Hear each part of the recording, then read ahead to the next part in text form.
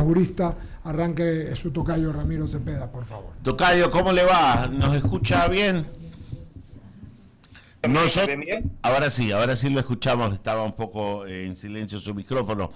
Tocayo, vamos con el tema de las amnistías, que todavía eso hay tela por cortar dentro de la Asamblea Nacional. ¿O usted cree que ya está dormido y estamos en el tema de los hechos consumados, que ya se aprobó, ya está hecho consumado, de que no hay vueltas que darle? Pero eso tiene mucho, ¿qué le podría decir? Quiero decir una palabra no tan grosera, pero en verdad es que hay bastante carroña dentro de esas amnistías. Bueno, a ver, la solución está tomada, la amnistía está dada y lo veo muy difícil que se pueda rever. Podría eventualmente por vía judicial o por vía constitucional tratar de bajarse a alguna, por ejemplo, si es que en algún caso se hubiera transgredido las prohibiciones que establece la propia Constitución y la ley, porque hay delitos respecto de los que no se puede conceder amnistía, que no son amnistiables, pero en general, ahora, ¿qué delito es político y qué no? No tenemos una definición en nuestro ordenamiento jurídico que nos permita decir esto es político o esto es no político, porque además todo depende, más que del delito, de las circunstancias en las que este delito habría sido cometido. Entonces, un secuestro puede ser político o no, un homicidio puede ser político o no, un robo puede ser político o no. Todo depende de las circunstancias alrededor de las cuales, que giren alrededor de la comisión de un delito. Pero yo lo veo muy complicado, la verdad. Una pregunta que me salta a la cabeza, doctor García. ¿Puede algún juez acucioso al que uno de los amnistiados le presente la resolución de la Asamblea decir que no la aplica porque considera que la causal por la cual, o el tipo penal por el cual está encausado, no se encuadra dentro de las disposiciones constitucionales? No le veo posibilidad de que los jueces puedan hacer eso, porque significaría que el juez está asumiendo un control de constitucionalidad que no le corresponde. La amnistía está establecida en la Constitución como una atribución del legislativo, y si es que el legislativo excedió los límites de esa amnistía, de lo que podía hacer, pues bueno, lo que se tiene que hacer es acudir ante la Corte Constitucional. Correcto. Jaime Velázquez. Mira, ¿cómo estás? ¿Cómo te va? Placer tenerte por acá. Oye, la verdad es que escuchándote y las cosas que suceden en la Asamblea y en la Constitución y en este país llaman mucho la atención. Hoy en día se habla justamente de este tema del indulto, digamos, a la gente, pero ¿se está violando o no se está violando la Constitución? Porque efectivamente hay muchas personas que hablan y dicen pues que en esta amnistía lo que se hizo fue violar realmente la Constitución, porque no se puede dar amnistía a personas que han estado en ciertos delitos que están tipificados en la ley. Cuéntanos si esto es así o no. Sí, pero yo, que se dé ejemplo, no estoy de acuerdo con el mecanismo que se adoptó, ni mucho menos, pero que se diga, por ejemplo, qué persona habría cometido, porque no se puede para genocidio, crímenes de lesa humanidad, tortura y delitos contra la administración pública. ¿Hay alguno de esos ahí? Que yo sepa, no. Ahora, claro, ¿qué es lo que dice? La amnistía se otorgará para esos delitos políticos. Por eso decía hace un momento, ¿qué es un delito político? No tenemos una definición exacta, por lo tanto, queda muy a potestad y a la subjetividad del legislador el decidir si un acto es político o no. El problema de fondo es la absoluta incapacidad de debatir racionalmente de nuestro legislativo. Cualquier tema, no solamente cualquier tema. Y esa incapacidad hace que cada sector, que cada bando, se orille en su vereda y sea imposible encontrar puntos medios. Recuerde usted que se pasaron discutiendo si amnistía sí o amnistía no. Y a la final pasó la amnistía. Y pasó con los que son y los que no son. Entonces, claro, lo lógico, lo mínimamente racional habría sido sentarse no a discutir si la amnistía sí o no, sino el listado de la amnistía, a ver, ¿a quiénes vamos a amnistiar? Y revisar caso a caso para que no sea un paquete en donde entran los que no deberían entrar.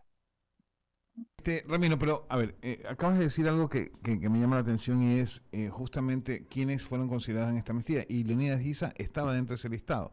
Y justamente, si recordamos, 2019, él protagonizó pues levantamientos contra el Estado, inclusive hubo secuestros por Antonio Vargas, etcétera. O sea, eso es lo que en un momento dado la ciudadanía tilda de que esto es realmente, no un fraude, pero digamos ¿Fue político o no fue político? Es que creo que más allá de lo político llegó a un tema específicamente de atentar contra las personas de una ciudad o contra el Estado. O sea, es mi criterio, yo no soy abogado, pero... Una amnistía debería ser, digamos, un recurso totalmente excepcional al que acude el legislativo para solucionar un problema político, sociopolítico. En este caso, claro, puede que... Insisto, inclusive un homicidio puede considerarse como un delito político dependiendo de las circunstancias. Evidentemente, lo que hizo Issa fue un levantamiento político. Que estemos o no estemos de acuerdo con el levantamiento, que estemos o no estemos de acuerdo con las acciones tomadas, eso es otra cosa. Pero evidentemente fueron hechos políticos y se encuadran dentro de lo que establece la Constitución como amnistiable. Porque no está declarado como delito en un momento dado. Si estuviera en un juicio, si fuese un delito ya declarado con sentencia, ahí no podría ser considerado para amnistía. Inclusive así, inclusive ahí. Pero o sea, Ramiro, más allá, yo no soy abogado, repito, pero eso es lo que dice la Constitución. Pero el concepto está mal. O sea, no puede ser posible que una persona vaya a destruir una ciudad y después se le diga, sí, perdón, esto es un acto político. O sea, no sé cuál es tu criterio al respecto, ¿no? Bueno, mientras no se regule de mejor forma el tema de la amnistía en la Constitución o en la ley, que esa podría ser materia, por ejemplo, de una consulta popular a efecto de que no se abuse de este mecanismo de la amnistía y más bien se garantice impunidad respecto de delitos comunes. Pero en la forma en que está redactado, era plenamente posible.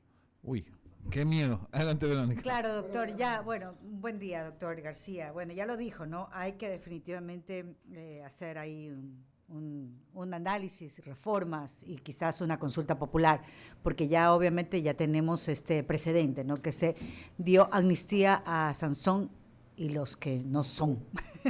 Pero bueno, doctor García, hoy la jornada legislativa está marcada en el tema de la ley de inversiones y me gustaría saber, por ejemplo, qué suerte podría correr cualquier proyecto de ley. Hoy es la ley de inversiones. Cualquier proyecto de ley que definitivamente pues se archive, no se puede introducir los cambios que se han definitivamente recomendado y pues muchos avisoran incluso de archivarlo y de un veto que tendría por parte del presidente de la República. ¿Cuál sería la suerte o cuáles serían los caminos o las alternativas que podrían darse con este tipo de situaciones? Mire, yo creo que es muy difícil llegar a conclusiones, es imposible llegar a conclusiones correctas cuando se parte de premisas erradas. Okay. Además, cuando se miente deliberadamente a la ciudadanía. Y se está partiendo de premisas falsas. Por ejemplo, el tema de las supuestas privatizaciones. Una concesión no es una privatización. De ninguna manera, porque la privatización implica entregar el derecho de dominio de un bien o de una institución al sector privado. Por ejemplo, lo que hizo el correísmo cuando vendió al grupo Gloria el ingenio azucarero, ¿verdad? Eso es una privatización. Concesión es lo que hacen los gobiernos, tanto centrales como autónomos descentralizados, cuando entregan, por ejemplo, el mantenimiento y concesión de una carretera a un operador privado para que del cobro de peajes pueda mantenerse en buen estado. No tiene nada que ver privatización con concesión. Y se nos está queriendo vender una rueda de molino que resulta muy difícil de tragar, que las concesiones implican una privatización y un retorno a lo que fue más o menos el gobierno de Durán Ballén entre 92 y 96. Y esto no es así. Entonces, claro, si es que se parte de premisas falsas, de premisas mentirosas, difícilmente se puede generar un debate racional sobre qué es lo que se puede concesionar o qué es lo que no se puede concesionar. Entonces volvemos otra vez al mismo tema, al mismo estado de discusión de la amnistía o del aborto por violación. ¿Sí o no? Punto. No, a ver, encontrémonos en la zona de grises, encontrémonos en los matices. Hay una visión totalmente maniquea de lado y lado, y yo creo que eso hace imposible llegar a acuerdos políticos mínimos en el legislativo. Y a la final eso nos pasa factura en cada proyecto de ley de mierda que salen. Perdón que lo diga así, porque salen unos proyectos malísimos. Claro, ¿Y por qué salen proyectos malísimos? Porque no se debaten. Se debaten el sí o el no. Nada más, pero son incapaces de debatir el contenido del texto. Es más, me parece que, y le aseguro que si agarramos a los legisladores y les preguntamos qué dice el proyecto de ley, ni siquiera lo conocen. O sea, porque muy superficialmente sí lo han leído.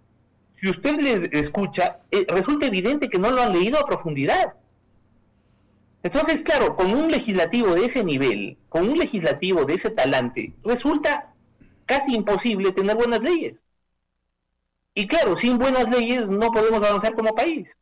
Y seguimos en el debate, además, insisto, en el debate falso, un debate basado en premisas totalmente falsas. Ok, doctor García. En todo caso, Alberto, vas tú continúa. Sí, rápidamente, doctor. Algo de mi parte, ¿no? En el país de los Contreras es literalmente imposible tener un debate, un análisis mesurado y responsable.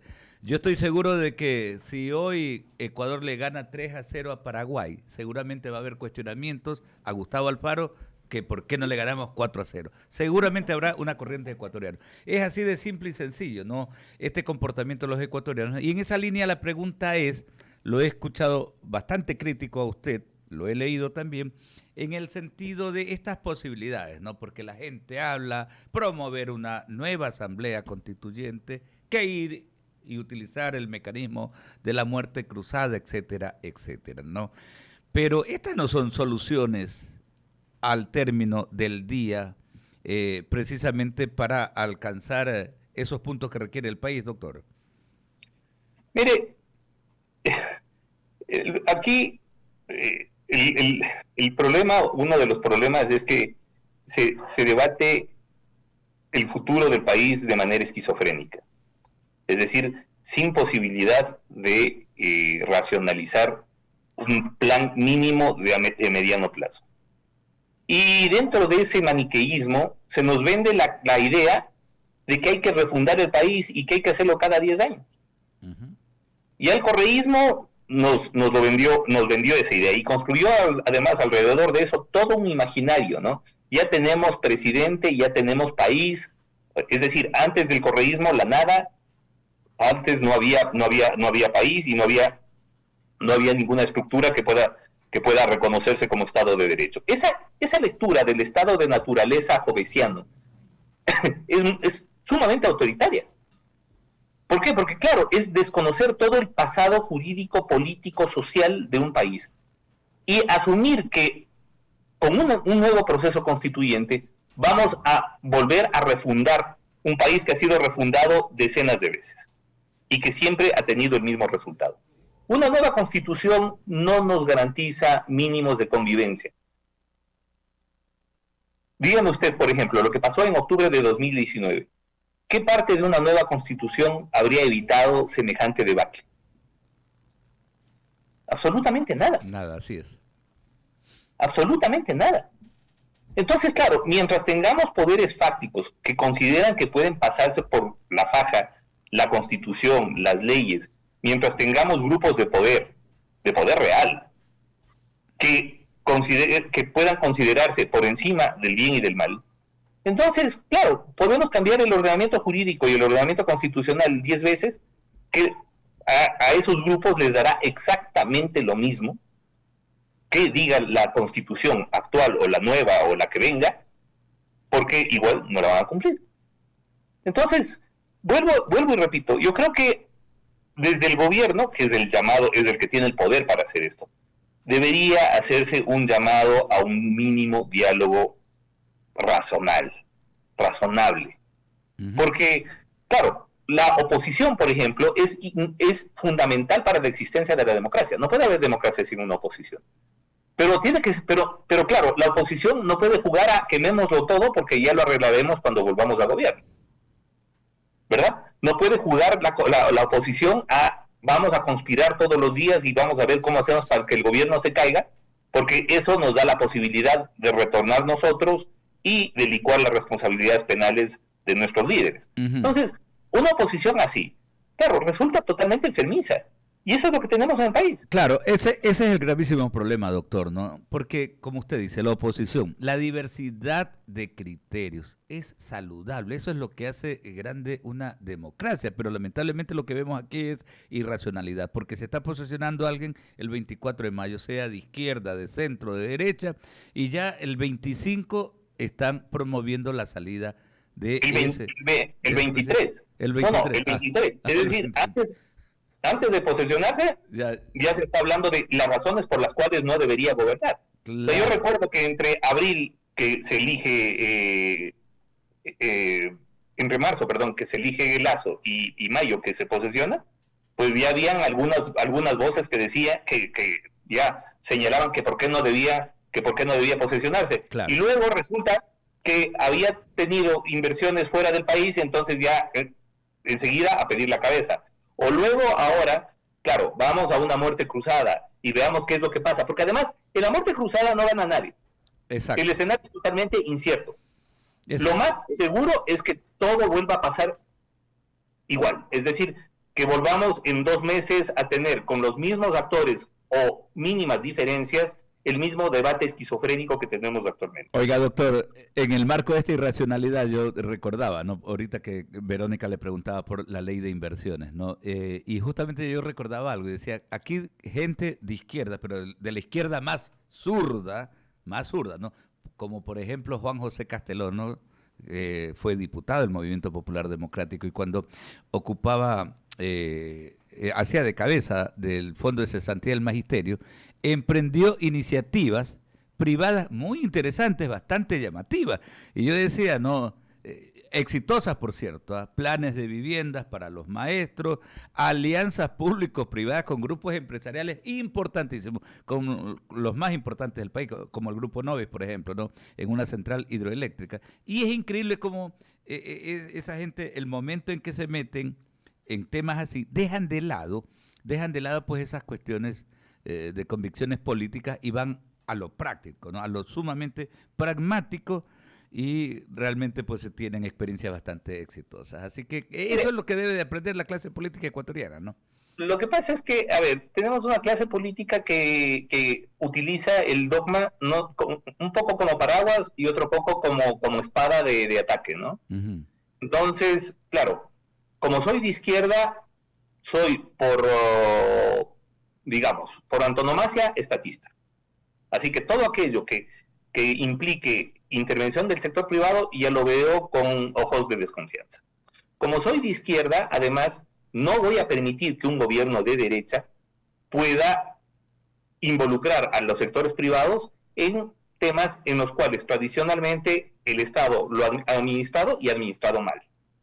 Pero espérese un momentito, que si yo soy de izquierda y soy gobierno, entonces ahí sí puedo vender los bienes del Estado, ahí sí puedo privatizar, ahí sí puedo concesionar, ahí sí puedo establecer concesiones petroleras, mineras y de todo tipo. ¿Por qué? Porque, a ver, un ratito, la intervención privada es buena cuando la controlo yo como gobierno y es mala cuando la controla otro. Entonces, con ese tipo de premisas, perdóname, ¿qué debate racional podemos tener de la ley de inversiones? Claro, lamentablemente. Porque además, o sea, tenemos sectores autodenominados de izquierda que de izquierda nada, son marxistas, pero no de Carlos, sino de Groucho. Definitivamente. Doctor, gracias por estos minutos, por atendernos. Ramiro García Falconi desde Quito. Gusto enorme, un abrazo inmenso y ya sabe, positivo para la jornada futbolera de esta tarde-noche. Hoy tenemos que clasificar. Por supuesto que sí, un abrazo inmenso.